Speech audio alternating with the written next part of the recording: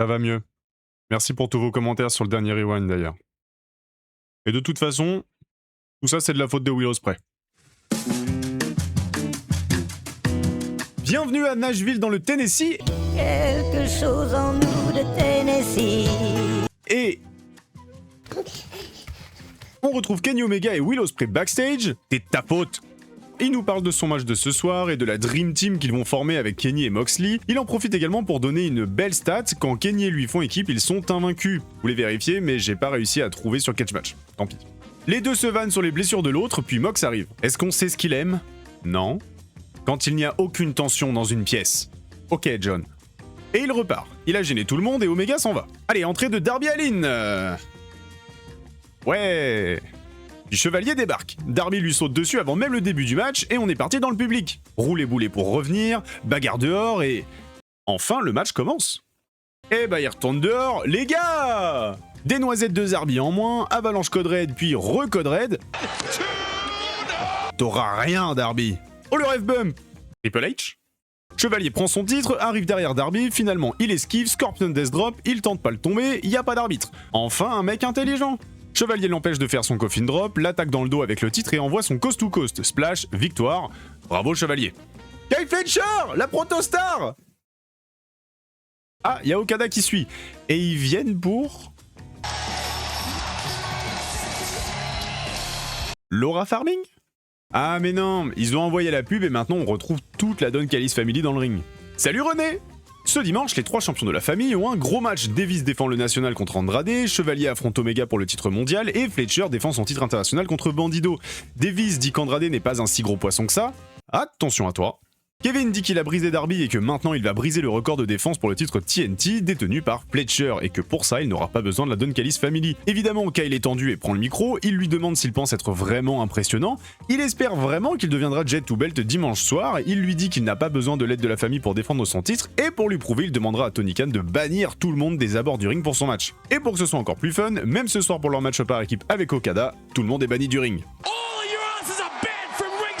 Puis les deux s'embrouillent, comme si Kevin faisait le poids face à Fletcher. Bref, Brody King et Bandido débarquent. Très belle affiche n'empêche. Ça s'envoie à la dure, Okada couche Bandido, évidemment ça combine bien vu les noms, Brody fait le ménage, un coup Okada, un coup Fletcher, Death va les drop sur le tablier, y'a Fletcher qui prend une grosse senton dans la gueule, splash de Bandido, Fletcher lève l'épaule. Brody esquive le Rainmaker et Okada frappe Kyle, ça semblait pas si involontaire que ça. Et le bandit n'a plus qu'à finir, victoire de Brodido. Y'a la famille qui veut confronter les vainqueurs, mais Andrade débarque. Hola! Entrée de Mick Foley. Il nous introduit l'araignée toxique, la championne AEW, Tekla. Les trois nous montrent leur nouvelle ceinture, elles ont pris les titres Artist of Stardom lors de la première journée du 5-Star Grand Prix le week-end dernier, en gros, les titres trio. Elles se présentent désormais comme Tekla 2 Belts et Mick nous introduit sa challenger de dimanche soir, Willow Nightingale. Elle est ravie de voir Mick, ravie de voir tout le monde à Nashville et même ravie de voir Tekla. Elle est revenue de sa blessure à l'épaule, a gagné le gauntlet et maintenant il ne lui reste qu'un seul match entre elle et son rêve. Devenir championne AEW. Tekla chante Willow Willow avec le public.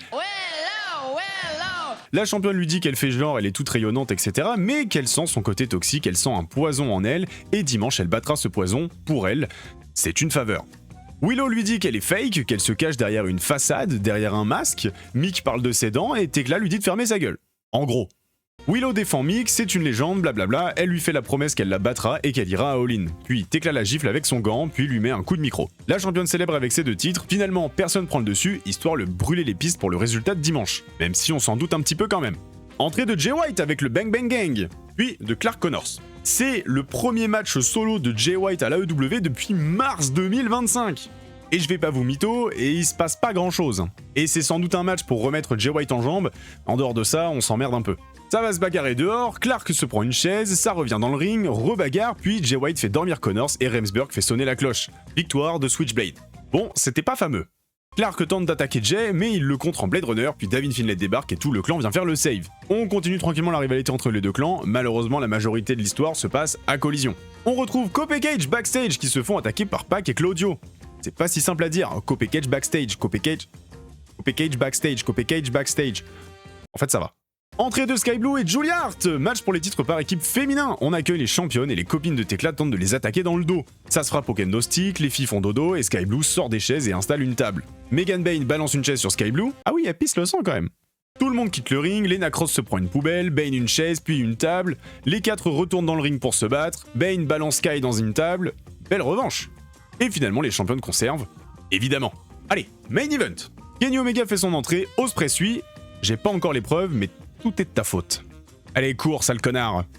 Moxley vient compléter le trio de rêve. La Don Callis Family débarque, Brian Cage, Jake Doyle et Hechicero. En vrai, ça annonce du lourd. Omega et Ospreay discutent pour savoir qui commence face à Hechicero pendant que Moxley en a rien à foutre et n'a pas prévu de bosser. Finalement, c'est Will qui s'y colle, tout le monde travaille le bras du champion CMLL, un coup Kenny, un coup Mox, un coup Will, j'espère qu'il est droitier. Kenny n'ose pas taper dans la main de Mox, Will se fait bousculer par Cage puis par Jake Doyle. Ospreay doit choisir entre Mox et Kenny, finalement c'est Omega qui rentre. Oh, ça va être intéressant pour la suite ce qui vient de se passer là.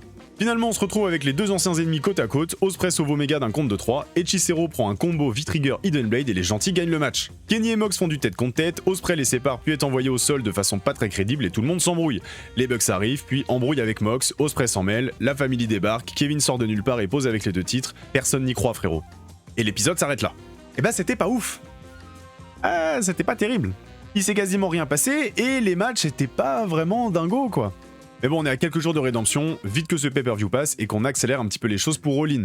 Voilà pour ce rewind, si ça vous a plu, n'hésitez pas à vous abonner, à liker, commenter, bref, vous connaissez la chanson, de toute façon on en parle à chaque fois. Si vous regardez ça dès sa sortie, nous on se retrouve demain vendredi pour la preview de Rédemption, sur YouTube évidemment. Je vous fais des gros bisous, à la semaine prochaine, à demain, à la semaine prochaine.